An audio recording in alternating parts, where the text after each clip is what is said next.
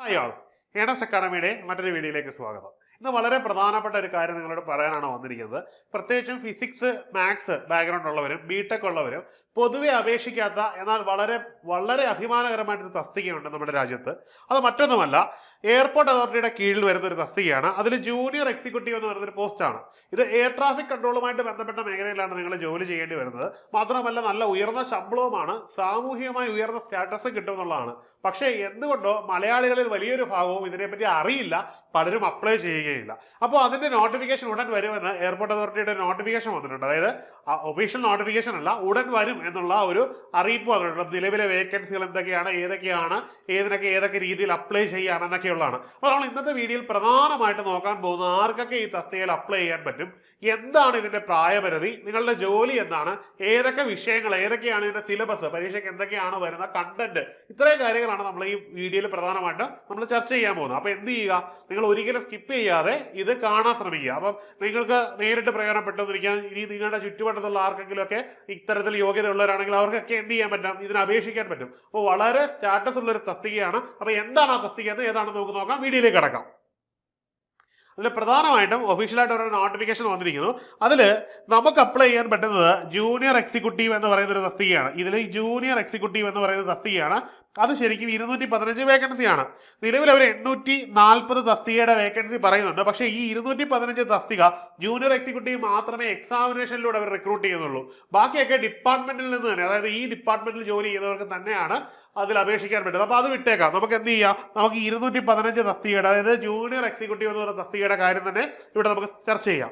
എന്താണ് ഈ junior executive? ഈ ജൂനിയർ എക്സിക്യൂട്ടീവ് പ്രധാനമായിട്ട് ഇതിനകത്ത് ഒരു എൻട്രി ലെവൽ പോസ്റ്റ് ആണ്, എന്നാൽ നല്ല പേ സ്കെയിലുള്ള ഒരു തസ്തികയാണ്. ഇനി ഇതിൽ അപേക്ഷിക്കാൻ ആർക്കൊക്കെ പറ്റും? ഇതിന് പ്രധാനമായിട്ടും അപേക്ഷിക്കാൻ പറ്റുന്നത് പ്രായപരിധിയാണ്. ഇതിന്റെ പ്രായപരിധി 27 വയസ്സാണ് ഇതിന്റെ ഏജ് ലിമിറ്റ് എന്ന് പറയുന്നത്. അപ്പം 27 വയസ്സിനകത്തുള്ള എല്ലാവർക്കും ഇത് അപ്ലൈ ചെയ്യാൻ പറ്റും. ഇതൊരു ഗവൺമെന്റ് തസ്തിക ആയതുകൊണ്ട് തന്നെ എന്തുണ്ടാവും, സ്വാഭാവികമായിട്ടുള്ള ഏജ് റിലാക്സേഷൻ ലഭിക്കുകയും ചെയ്യും. ഇനിയും ഇതിന്റെ സ്കെയിൽ ഓഫ് പേ ആണ്. ഈ സ്കെയിൽ ഓഫ് പേ വളരെ പ്രധാനപ്പെട്ടതാണ്.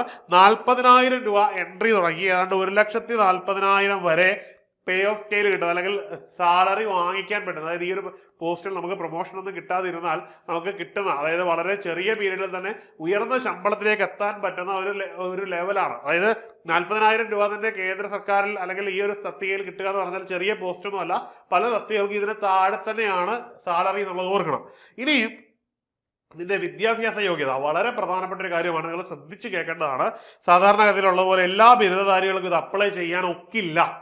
ഇതില് പറ്റണമെന്നുണ്ടെങ്കിൽ ബാച്ചിലേഴ്സ് ഡിഗ്രി ഉണ്ടായിരിക്കണം, 3 ഇയർ ബാച്ചിലർ ഡിഗ്രി ഉണ്ടായിരിക്കണം. പിന്നെ ഏതിലൊക്കെ വേണം, അതായത് BSc with physics and mathematics വളരെ ഇമ്പോർട്ടന്റ് ആണ്. BSc with physics and mathematics, ഈ 2 വിഷയങ്ങളാണ് മസ്റ്റ് ആയിട്ട് വേണ്ടത്. എയർ ട്രാഫിക് കൺട്രോളുമായിട്ട് ബന്ധപ്പെട്ട കാര്യങ്ങളാവുമ്പോൾ ഇതിൽ എന്താണ്, മാത്സിന്റെയും ഫിസിക്സിന്റെയും ഇമ്പോർട്ടൻസ് വളരെ കൂടുതലാണ്. അതുകൊണ്ട് തന്നെ ഈ 2 വിഷയത്തിൽ നിങ്ങൾക്ക് എന്തുണ്ടാവണം, ബിരുദം ഉണ്ടെങ്കിൽ മാത്രമേ നിങ്ങൾക്ക് ഇതിൽ അപ്ലൈ ചെയ്യാൻ പറ്റത്തുള്ളൂ. ഇനി ഇതല്ലെങ്കിൽ മറ്റൊരു വിഭാഗത്തിന് കൂടി അപ്ലൈ ചെയ്യാൻ പറ്റും. എന്താണ്, ബാച്ചലർ ഓഫ് ഡിഗ്രി, അതായത് BE BTech ഇങ്ങനെ ഏതെങ്കിലുമൊക്കെ ഡിഗ്രി ഉള്ളവർക്ക് എന്തുണ്ടായിരിക്കണം, ഫിസിക്സ് ആൻഡ് മാത്തമാറ്റിക്സ് അതിലൊരു വിഷയമായിരിക്കണം. ഈ ഒരു വിഷയമായിട്ട് അതിൽ ബിടെക് ഉള്ളവർക്കും എന്ത് ചെയ്യാം, ഈ ഒരു തസ്തികയിൽ അപേക്ഷിക്കാം. അതാണ് ഇതിന്റെ വിദ്യാഭ്യാസ യോഗ്യതയായിട്ട് പറയുന്നത്. അതായത് എല്ലാവർക്കും അപ്ലൈ ചെയ്യാൻ പറ്റില്ല, മറിച്ച് ഫിസിക്സ് മാത്സ് ഉള്ളവർക്ക് മാത്രമേ ഇത് അപേക്ഷിക്കാൻ പറ്റുകയുള്ളൂ. അതായത് നിങ്ങളുടെ മത്സരത്തിന്റെ തോത് ഭയങ്കരമായിട്ട് കുറഞ്ഞിരിക്കുകയാണ്. വളരെ ചെറിയൊരു വിഭാഗത്തിനുമായിട്ട് മാത്രം നിങ്ങൾ കോമ്പീറ്റ് ചെയ്താൽ മതി. അവിടെ നിങ്ങൾക്ക് എന്താണ്, വിജയ സാധ്യതയും കൂടുതലാണ്.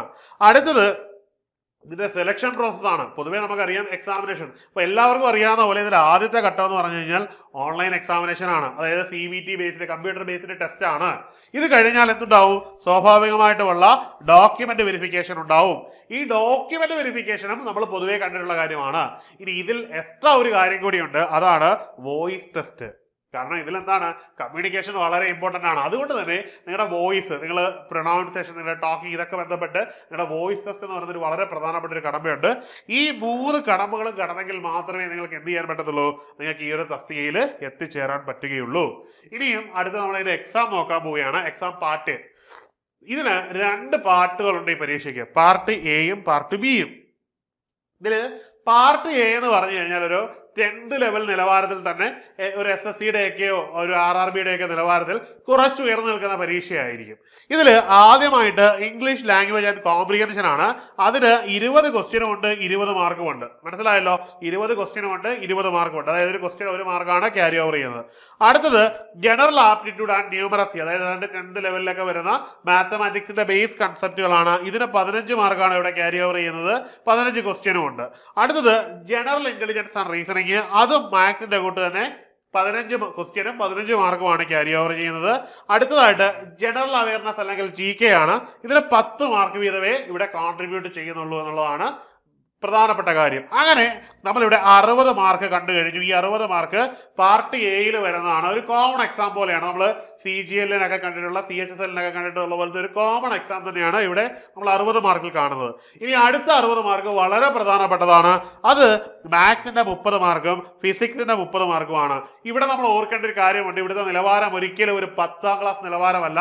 ബിരുദ തലത്തിലും +2 ലെവലിലുമെങ്കിലുമുള്ള ചോദ്യങ്ങൾ നിങ്ങളിവിടെ പ്രതീക്ഷിക്കണം. നല്ല നിലവാരമുള്ള 60 മാർക്കായിരിക്കും ഇവിടെ വരാൻ പോകുന്നത്. ഈ 30 60 മാർക്ക് എന്ന് പറഞ്ഞാൽ വളരെ നിലവാരമുള്ള ചോദ്യങ്ങളായിരിക്കും.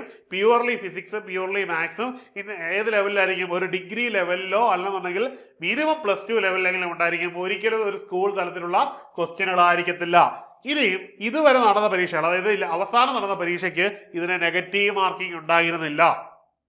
അതായത് 1/3 അല്ലെങ്കിൽ 1/4 എന്നൊക്കെ പറയുന്ന ഒരു കണ്ടീഷനിലും തെറ്റുന്ന ഉത്തരത്തിന് നിങ്ങൾക്ക് എന്തുണ്ടായിരുന്നില്ല?